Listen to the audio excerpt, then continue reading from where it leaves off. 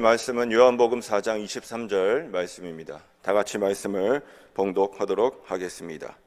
아버지께 참되게 예배하는 자들은 영과 진리로 예배할 때가 오나니 곧 이때라. 아버지께서는 자기에게 이렇게 예배하는 자들을 찾으시느니라. 아멘. 말씀 요한복음 4장 23절 말씀을 가지고 아버지께 참되게 예배하는 사람은, 이런 제목으로 함께 말씀 나누기 원합니다. 따라할까요? 아버지께 참되게 예배하는 사람은.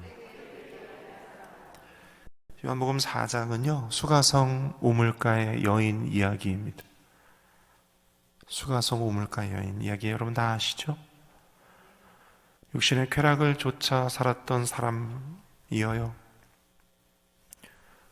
그 쾌락을 쫓아 사니까, 육신의 쾌락을 쫓아 사니까 남편을 5번이나 바꾸고 그렇게 살았어요. 오늘 저와 여러분들은 쾌락을 쫓아 사는 삶이 아니 되시기를 축원합니다. 어떤 유명한 강사 그런 얘기해요. 쾌락의 쾌는 클 쾌, 즐거울 락, 이렇대요. 쾌락은 큰 즐거움이랍니다. 어떤 사람이 쾌락에 쉽게 유혹되고 잘 빠지냐? 소락이 없는 사람이래요. 소락이 없는 사람은 소락이 없는 삶을 살다가 어느 날 쾌락의 유혹에 잘 넘어진다고 합니다.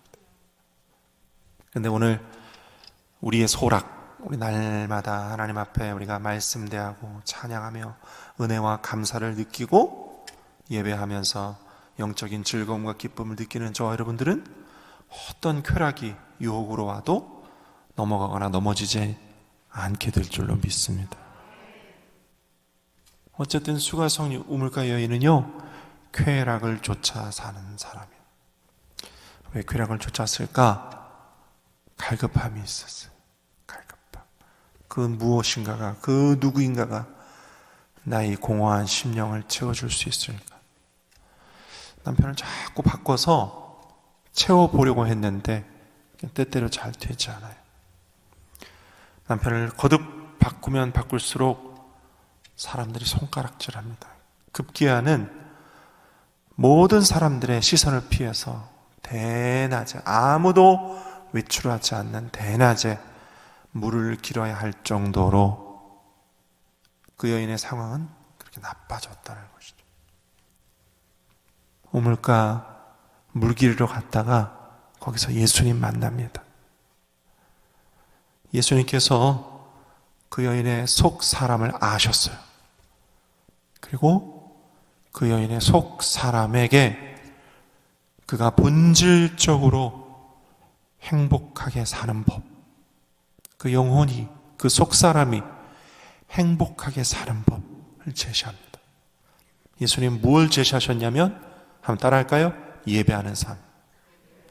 예배하는 삶을 제시하셨어요. 예수님 말씀하셔요. 하나님은 영이시다. 예배하는 자는 신령과 진정으로 예배 드려야 해. 뜬금없이 말씀하셨어요. 과연 뜬금없는 이야기였을까? 왜 예수님은 남편을 수차례나 바꾸면서까지 공허하고 갈급해하는 여인에게 예배를 말씀하셨을까? 이유가 뭘까요? 그 공허와 그 갈급함, 그 허전함, 무엇으로 채울 수 있단 말입니까? 예배로 채울 수 있다. 예배면 채워진다. 여러분, 예배가 본질적으로 어떤 행위예요? 많은 신학적인 의견이 있겠지만 저는 하나님 만나는 것, 이렇게 생각합니다. 그렇죠? 오늘 저와 여러분 이 자리에 나온 것 하나님 만나기 위해 오신 거 동의하시면 아멘 하실까요? 다른 거 다 차치하더라도 내가 하나님만 만나면 오늘 예배에 성공했다. 이런 거 아니겠어요? 주님께서 여인에게 네 속사람, 너의 그 허전함, 너의 그 공허함, 예배에 많이 해답이다. 이런 얘기 하시는 거였거든요. 그런데 그 예배에 중요한 것이 있어. 하나님은 로봇가 예배하는 것 받으시는 분이 아니야. 살아있는 사람이 하나님과의 인격적인 만남으로 예배하는 것 받으신단다. 이 얘기 하시는 거거든요. 그래서 오늘 저와 여러분들이 예수님께서 여인에게 하셨던 말씀의 내용 세 가지 함께 살펴보면서 우리도 그렇게 예배하고,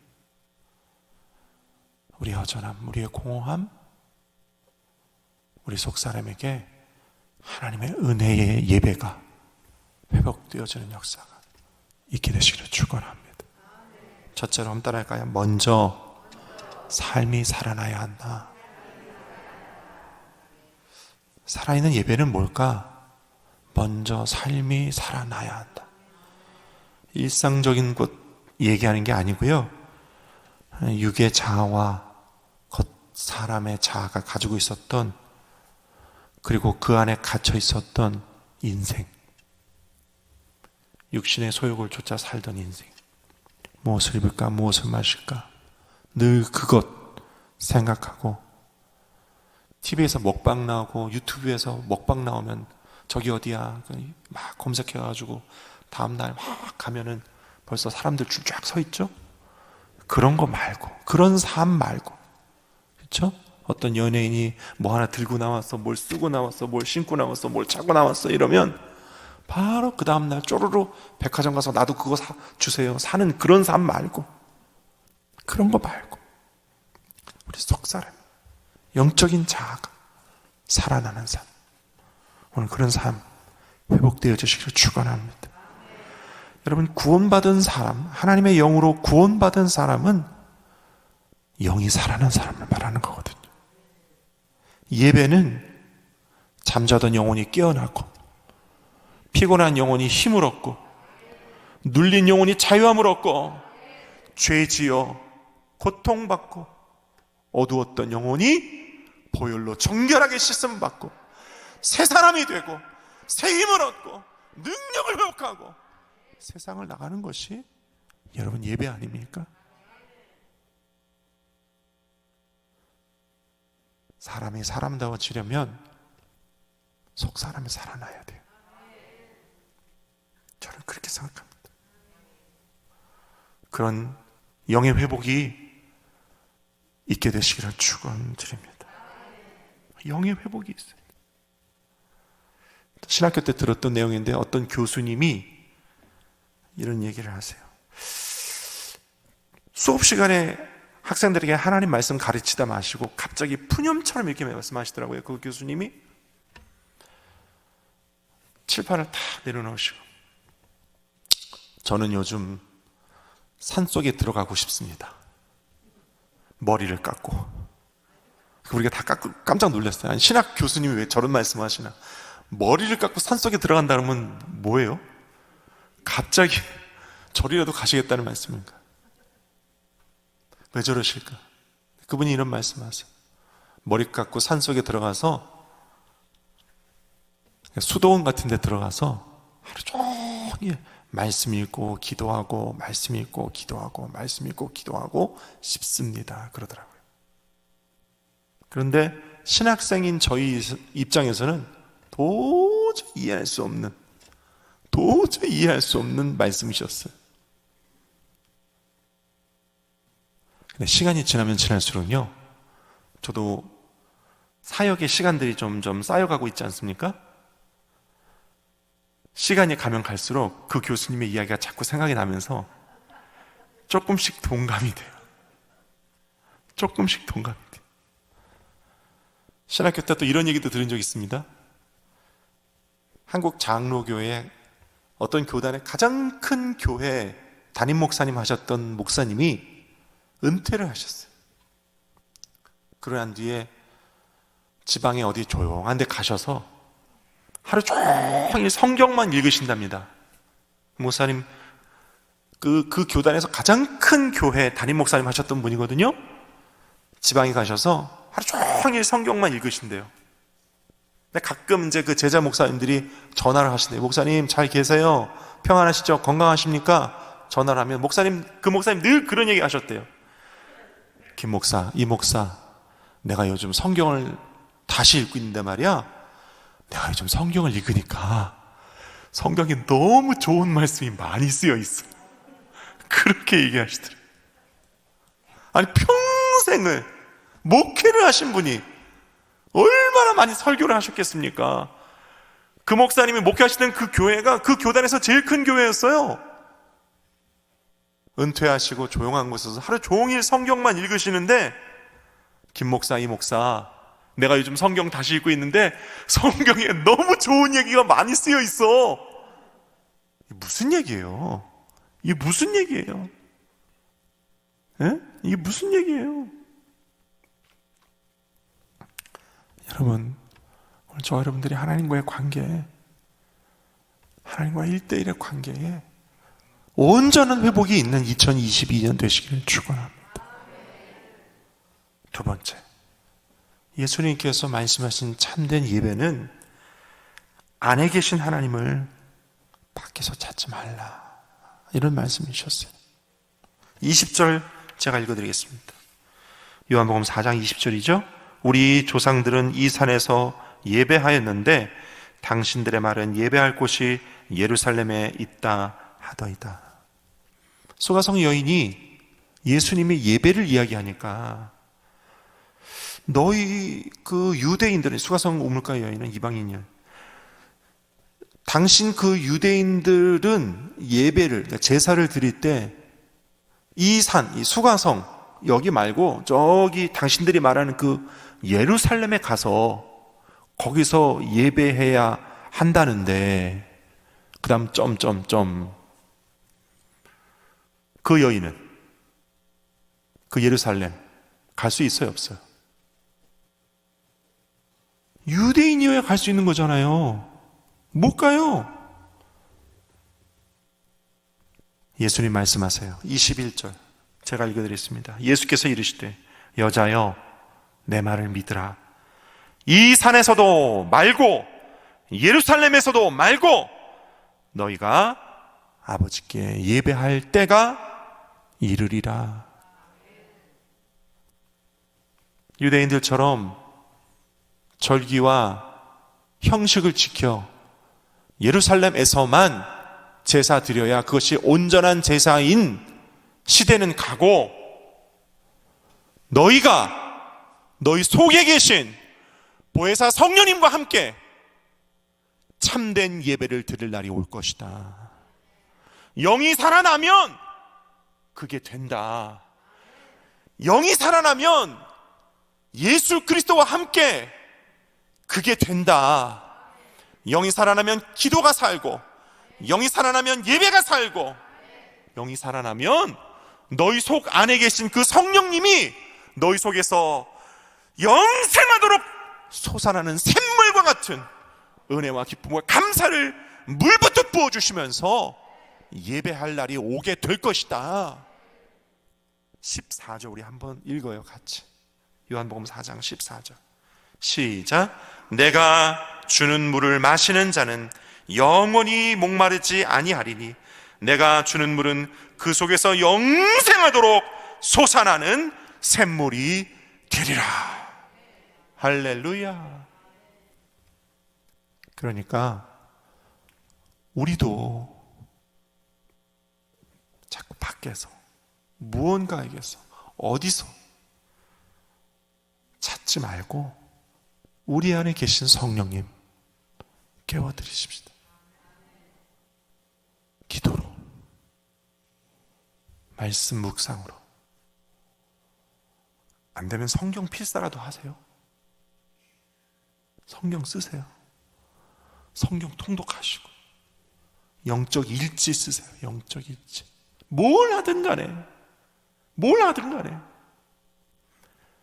제발 내 안에 계신 성령님과의 교제, 그것이 기도 생활이든 성경을 읽고 쓰는 것이든 무엇이든 간에 2022년이 새롭게 시작됐으니까 뭘 하든 간에 내가 할 수 있는 것, 그걸로 내 안에 계신 성령님 깨워드리고, 주무시는 성령님 깨워드리고, 그분과 영적인 교제로, 예배로 하루하루 매일매일 순간순간을 살아내시기를 예수님 이름으로 축원을 드립니다. 올해는 좀 그렇게 사십시다. 주님이 도와주실 것입니다. 말씀 읽으면 은혜되게 하시고, 성경 쓰면 레마가 막 매일매일 오고, 할렐루야. 성경 통독하면 그날의 일용할 양식이 막 샘솟듯 올라오고, 막 찬송 부르기만 하면 눈물이 콸콸 쏟아지고, 할렐루야. 예배 시간이 막 기다려지고, 그런 날이 오늘 저와 여러분 모두에게 속히 올 줄로 믿습니다. 세 번째로, 예수님께서 그토록 말씀하시고 싶으셨던 살아있는 예배는 우리의 삶을 통해 진리를 증거하는 데 힘쓰는 것입니다. 따라합시다. 진리를 증거하는 데 힘쓰라. 예수님께서 말씀하세요. 살아있는 예배, 영과 진리로 예배하는 것이다. 영은 제가 아까 말씀드린 듯이 영적인 삶을 회복하는 것이죠. 내 안에 주무시고 잠자는 성령님 깨워드려 그분과의 교제 끊어지지 않도록 나도 깨고 주님도 깨워드리고 그렇게 주님과 교제하는 걸 말하고, 그 다음 진리는요, 진리이신 예수 그리스도를 말하는 것입니다. 예수 그리스도를 증거하는 데 힘써라. 예수 그리스도 전하는 삶. 그래서 여러분 예배의 삶 가운데 가장 능력 있고 그리고 가장 주님이 기뻐하시는 예배의 삶은 예수 그리스도 진리를 증거하고 전하는 예배예요. 선교, 전도, 그것이 예배하는 삶 중에 가장 능력 있는 삶인 줄로 믿습니다. 어떻게 전해야 할까요? 예수 그리스도의 사랑으로 전할 수 있기 바랍니다. 예수님도요, 이 수가성 우물가의 여인에게 너 왜 그렇게 남편 많이 바꿨어? 정죄하지 않으셨어요. 사랑으로 주님 전하실 수 있기를 축원합니다. 또 예수님은 말씀으로 전해야 돼요. 말씀으로. 예수님 수가성 여인에게 말씀하셨어요. 우리도 올해는 말씀을 전하는 한 해가 되어줬으면 좋겠습니다. 시대의 유물이 있잖아요. 휴대폰. 그렇죠? 여러분 카톡 친구 보통 몇 명쯤 되세요? 많이 있죠? 네, 많이 있잖아요. 근데 그 중에 분명히 내가 하나님 말씀 그림이든 사진이든 같이 이렇게 버무려 가지고 예쁘게 멋있게 귀엽게 하나님 말씀 이렇게 전해주면, 카톡으로 전해주면 이런 거 왜 보내? 이제 더 이상 보내지 마 하면서 카톡을 끊는 사람도 있겠지만 그냥 보내주면 예수 안 믿는 사람 중에도 거부감 없이 받아들일 만한 사람이 있을 거 아니에요. 그렇죠? 보내드립시다. 말씀이 자꾸 가면요, 언젠가 그 말씀이 살아 운동력 있어 그 사람의 심령과 골수를 찔러 쪼개고 주님의 역사가 나타나는 날이 와요. 말씀 전할 수 있기를 바랍니다. 또 예수 그리스도를 전한다는 것은요, 예수 그리스도의 다시 오심을 전하는 것이에요. 예수 그리스도의 다시 오심을 전하는 것이에요. 따라서 예수 그리스도의 다시 오심을 전해야 한다. 여러분, 우리 교단에서 이거 꼭 해야 돼요. 주님 다시 오신다. 기억해라. 그래서 잠자지 말고 깨어 있어야 된다. 이 얘기 우리는 꼭 합니다. 그러기 위해서 성령의 기름, 성령의 등불 끼어 있어 준비해야 된다. 이거 우리 꼭 하잖아요. 그렇죠? 오늘 저와 여러분들이 그런 삶을 전하기도 하고 우리도 기다리면서 살아내실 수 있기를 축원드립니다. 언제 오시는데요? 언제 오시는데요? 평생을 기다렸어요. 목사님, 내 나이가 이제 내일 모레면 요단강 건너갈 날이에요. 언제 오시는데요? 한번 따라할까? 기다림은 순종이요, 겸손이요, 감사요, 평안이다. 기다림은 그런 것입니다. 기다림은 결코 조급함이 아니고 분노, 짜증이 아니에요. 여러분, 기다림은 순종, 겸손, 감사, 평안입니다. 기다림은 그런 거예요. 그렇게 기다리다가 만나는 것이죠. 주님 만나는 저 여러분 다 될 줄 믿습니다. 말씀 맺기 원합니다. 여러분, 여인이 예수님을 만났던 그 시간은 아무도 떼약볕에 바깥에 나오지 않는, 한마디로 황량한 낮 시간이었어요. 지금 우리가 살고 있는 이 시대와 이 시간이 그 시간이 아닌가 싶습니다. 이제 그만 코로나 핑계를 버리고, 코비드19 핑계 버리고, 수가성 우물가 의원이 예수님을 만났던 것과 같은 그 시간대에 이 상황에서 이제 우리 예수님 다시 만납시다.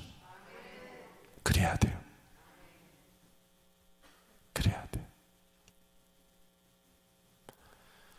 예수님 다시 만나고 성령으로 회복하고 뜨거운 은혜를 회복하지 않으면 이 시대를 감당하고 견뎌내고 버티기가 매우 힘든 시대가 이미 되어버렸습니다.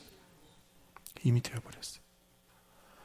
세상과 제도와 정치와 사회 문화, 모든 것들이 우리 그리스도인들이 점점 살기 어려운 시대로 급박하게 변화되고 있습니다. 우리가 과거에 우려했던 것들이 많이 현실화되었어요. 우리가 버티고 또 견딜 수 있는 유일한 능력은 예배를 통해서 우리 속사람이 깨어나고 예수님 만나고, 그렇게 수가성 우물가 여인이 예수님 만났던 것 같은 그런 상황이 우리에게 필요합니다. 그 가운데 주님이 여인에게 주셨던 그 말씀 우리에게 필요하고 오늘 저에게 필요합니다. 영과 진리로 예배하고 승리할 수 있기를 예수님의 이름으로 축원드립니다. 그럼 주님이 약속하세요.